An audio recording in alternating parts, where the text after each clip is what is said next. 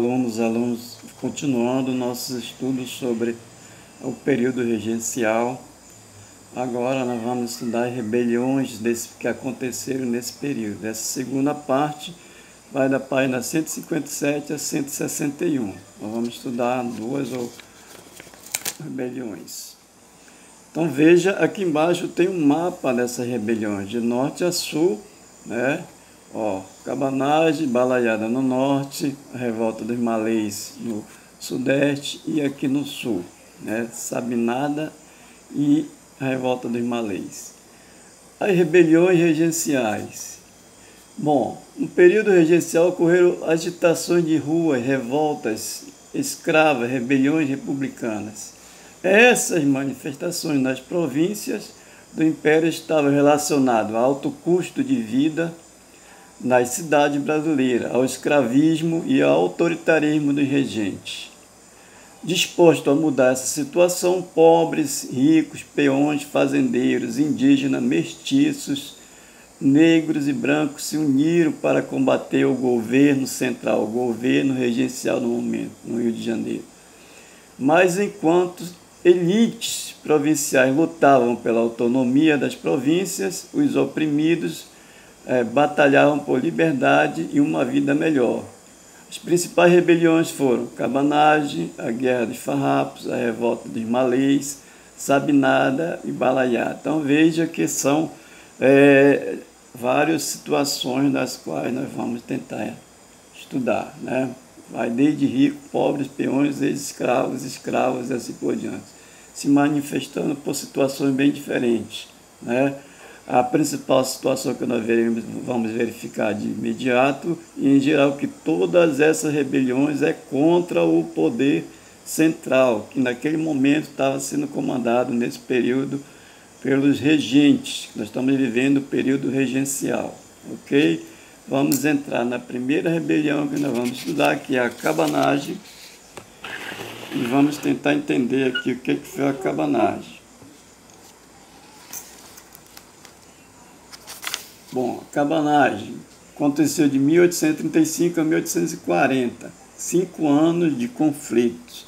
Grão-Pará é atualmente o estado do Pará, mas o Grão-Pará na época era composto pelo estado do Pará, atualmente pelo estado do Pará, Amapá, Rondônia, Roraima e Amazonas, ou seja, praticamente a maioria dos estados da região norte atual.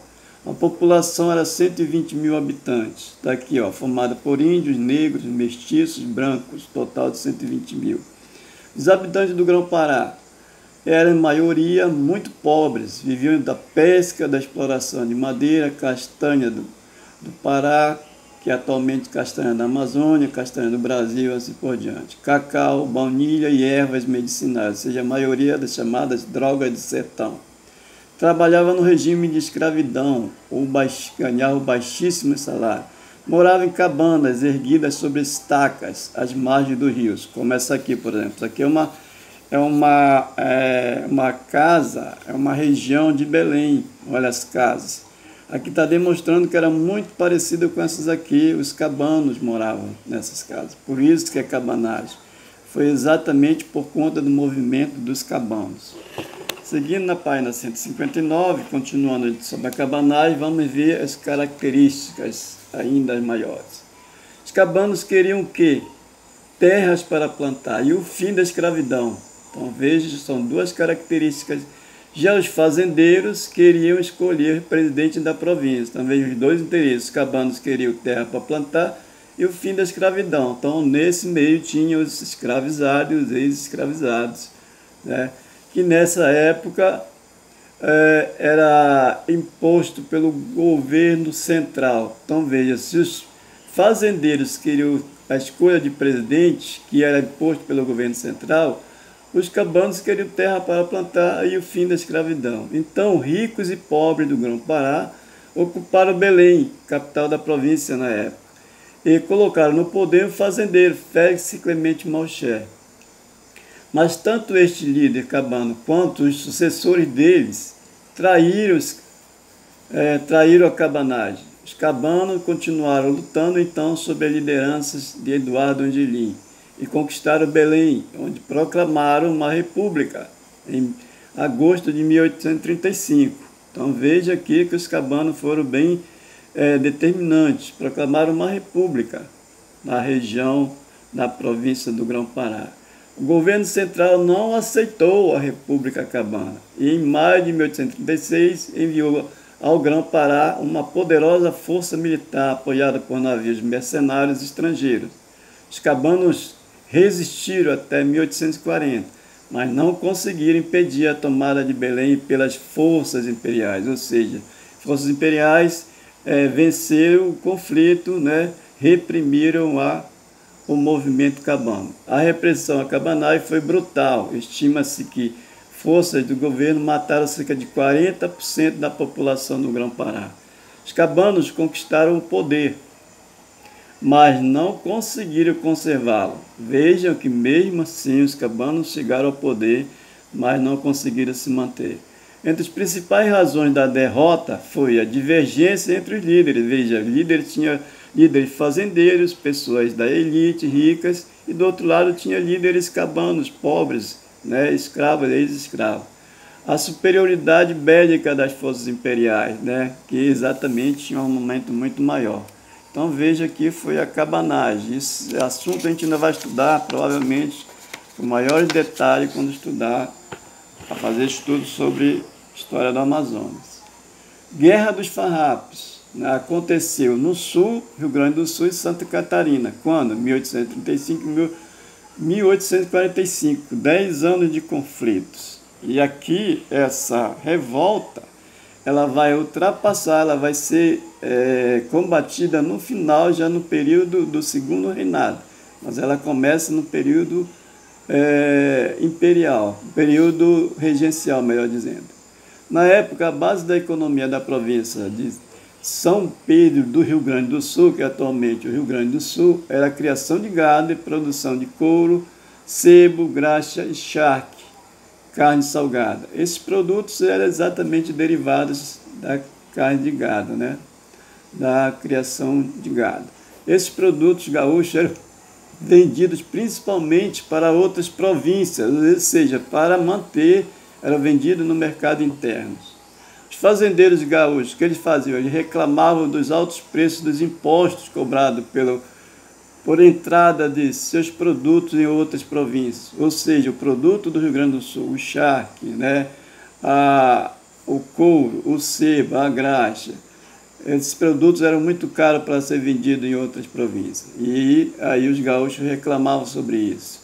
Também reclamavam da concorrência desleal do charque uruguaio e argentino.